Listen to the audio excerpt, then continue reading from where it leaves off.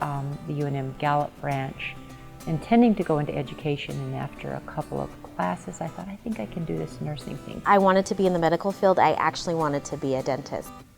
I actually did my first training at Bethel School of Nursing in Colorado Springs. It was a diploma program, which is a hospital-based program. And then 11 years later, when we moved down here, I went to UNM and I got my bachelor's through there. And then I returned to UNM about 10 years after that and finished my master's degree. I was older when I started nursing school. I was 45 years old before I even took a single college class. And I started prerequisites at 45, and at 48 I graduated with an RN. Our class sizes were small.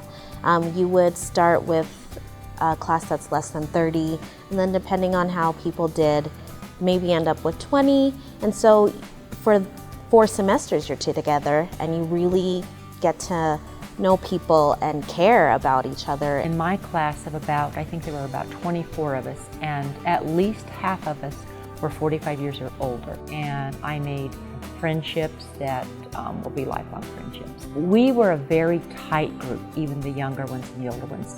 We got some energy from their youth, and I think they gained some study habits and maturity from us. It's a rigorous program. It's very difficult, and so it helps to know that you have support. I am the director for the emergency department and the intensive care unit. Nurses are very autonomous in an intensive care unit, and they work with the physicians, and they do the whole package of nursing, the holistic nursing, from their spiritual needs to their health needs to their education need. The emergency room is faster. We're trying to just take care of what you came in for. If you came in for your fractured arm, that's what we're going to treat you for. I am a charge nurse in the emergency department, and I'm also a house supervisor. In the emergency department, you can have more critical patients that you need to get stabilized, and you'll see trauma, initial trauma that you won't see on the floor. I am the interim director of the medical, surgical, and pediatric floor here at RMCH.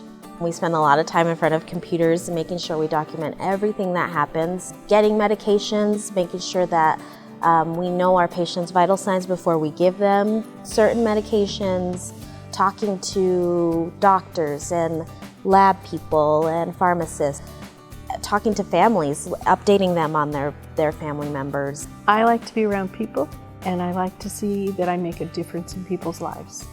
And I think nurses do that every single day, whether it be just a little bit that you make them so that they don't have as much pain, or that you help them to accept their disease process, or like in labor and delivery, you help them to bring a new life into this world.